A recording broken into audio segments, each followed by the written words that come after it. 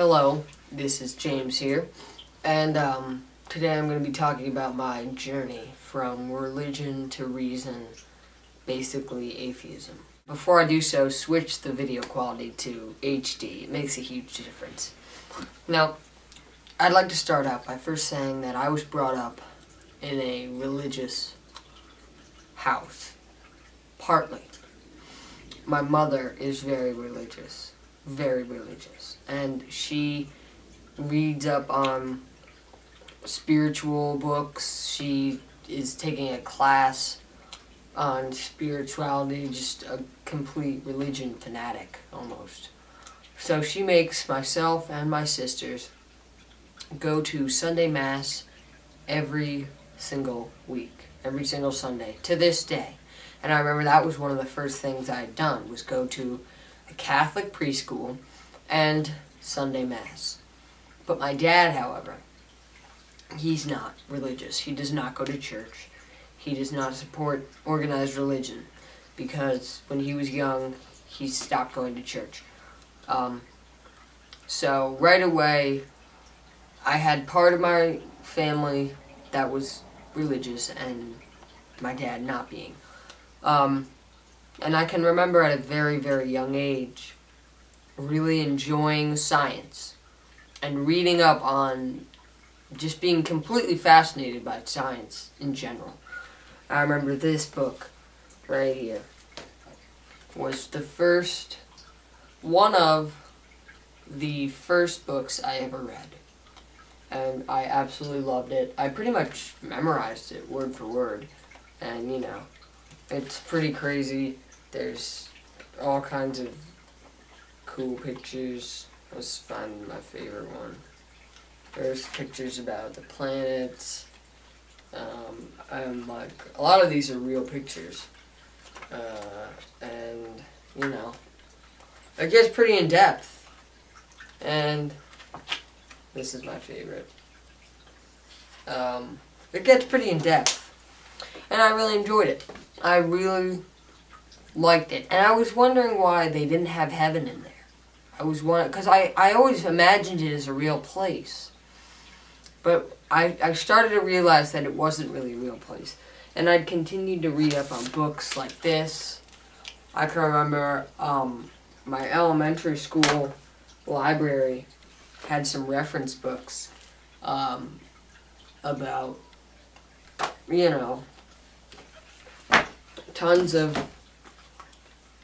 books like this, and I just loved it.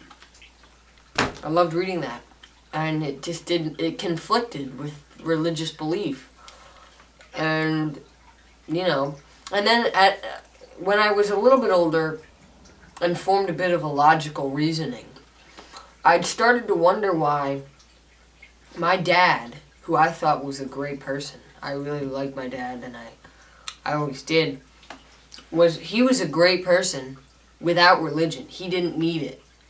And I was wondering why there was really a point to it. Why you actually needed it. Why did you need to go to church?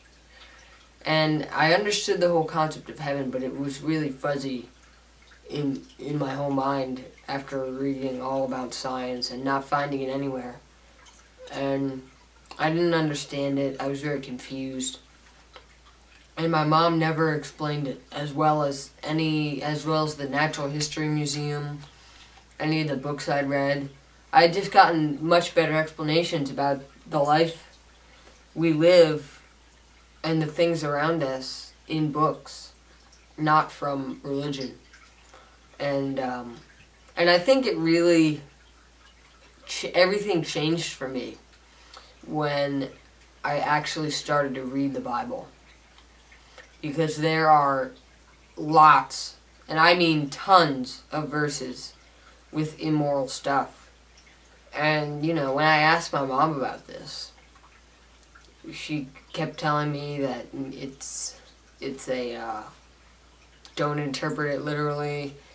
It's dangerous to interpret it literally. And it just didn't make any sense to me, because why would a God have there be such confusion? He's trying to condemn a message to us. He's trying to reveal himself through this book. And he's putting things that don't make sense, that just don't belong in a book that would have anything to do with God. It just didn't make any sense to me. And so I was always uneased at the whole concept of religion. And, you know,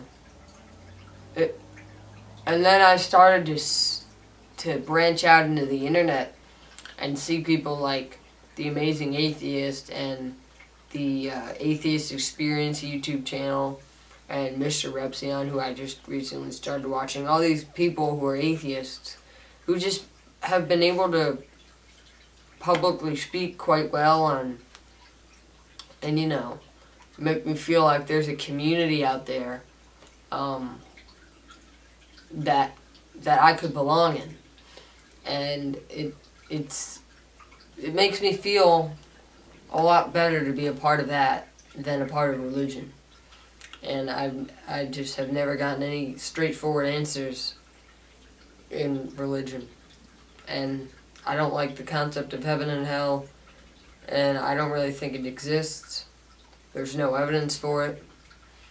And I've started thinking recently that if there is a God, he does not care about me and about other people who require evidence in belief. I will not believe in God until I see evidence. And it just makes a whole lot of sense that he does not care. Because if he did care, he would give evidence. He would. Otherwise, he either doesn't understand the nature of evidence or doesn't care enough about the people who require evidence to actually present it. And I don't like that whole nature. I don't like the idea of having to believe in something that cannot be proven. I just don't like it. It doesn't work for me.